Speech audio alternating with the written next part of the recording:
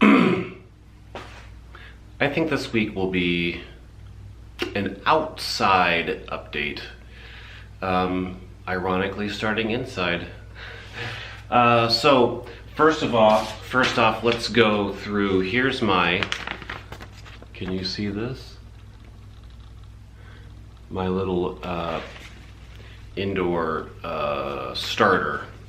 So I've got 4 different kinds of tomatoes. I have a cucumber, I have a purple snap bean, I have a Iroquois muskmelon, some sugar baby watermelon, 2 different kinds of squashes, some cabbage, and some basil.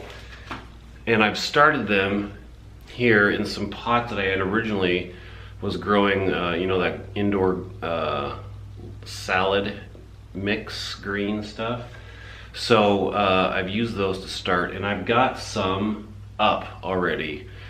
Not too many. I was hoping for a few more by this time. I hope they come up. If not, I'm gonna have to just go bite the bullet and buy some starter plants.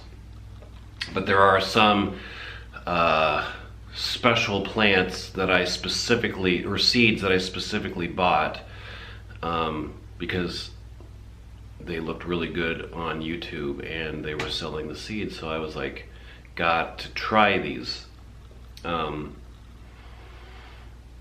If not, I'll be happy with probably whatever comes up. And I'm expecting some other plants from other maybe family members that I can fit in. Here I'll show you my garden layout, and I am expecting at least moderately good things. Let's just put it that way. First time growing a garden out in my backyard here, so, and I haven't done a garden in a long time, so I'm not expecting amazing results, but I'm expecting much better than what I am used to in the past. And most of that's going to be because I'm going to weed my garden. But let's take a little look here at what I've got going. So here are all of my starters. So each container of 6 contains one kind of. So here are my tomatoes. There are some beans, and they've come up. I've got 2 tomatoes here that have come up. The ones I really care about are right there. Those are a cherry tomato that I think are going to be quite good. And then I started here, and then I've kind of slowly added different things here. So there are my squashes. I've got cabbage. I've got basil. I've got different kinds of melons, I think, right there. But it's so far a very poor percentage of germination. In the next few days I hope to see some more popping up, and then I'm going to plant them outside when they get yay big, I believe. Maybe a little bit bigger. I might transplant some of these into a little bit larger pots. Let's go outside and see what I've done out there. So here we are outside. This is I've got radishes here. I overseeded because I didn't know how many were going to come up, and I think most of them came up, so I've got a lot. I'll have to do some thinning. So I've kind of got 3 beds here in the ground. I've got beets over here behind me, radishes, and then I've got some cilantro and carrots over in a bed over here. You can kind of see it. So this is kind of an experiment in lawn beds. So the grass will hopefully keep some of the weeds out. I can just run my mower down the middle, or down the grass part, and keep that down. Although I've got a lot more weeds in my lawn than I thought, so we'll see how that actually works. It's probably going to turn into raised beds at some point.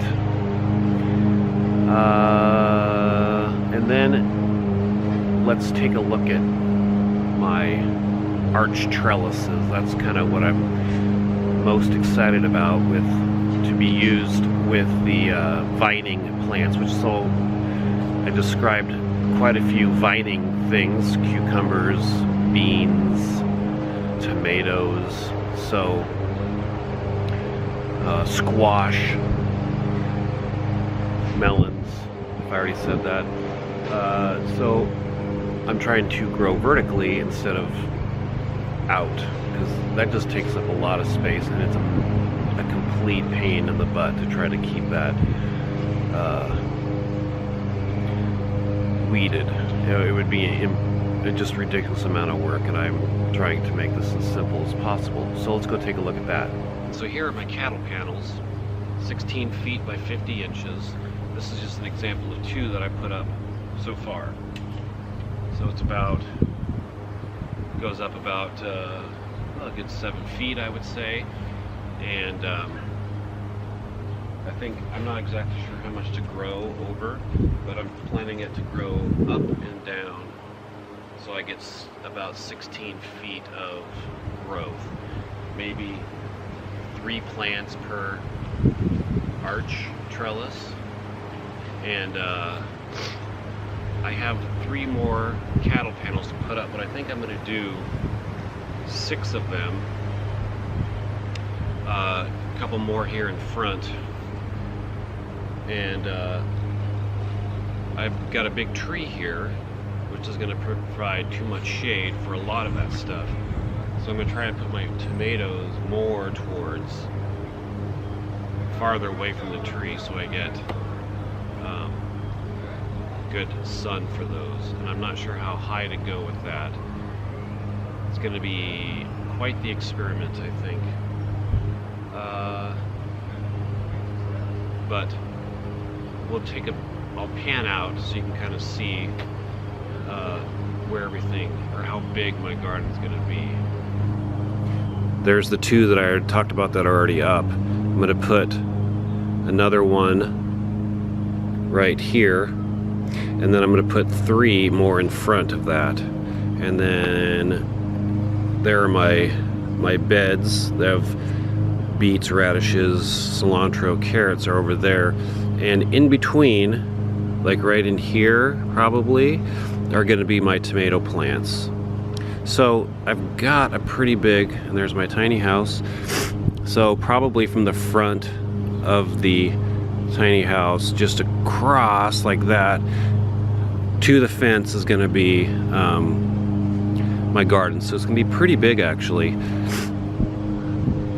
One of the projects I did here yesterday was there were a bunch of vines on this fence, so I cleaned all that up, and then I'm going to show you my compost piles that I built to clean that up. Plus I also borrowed some yard waste, leaves and grass clippings from my neighbor and added some of my own, and I've got quite a bit of debris I think that I will break down. Those vines are going to take a while, so that's going to be a whole year-long process.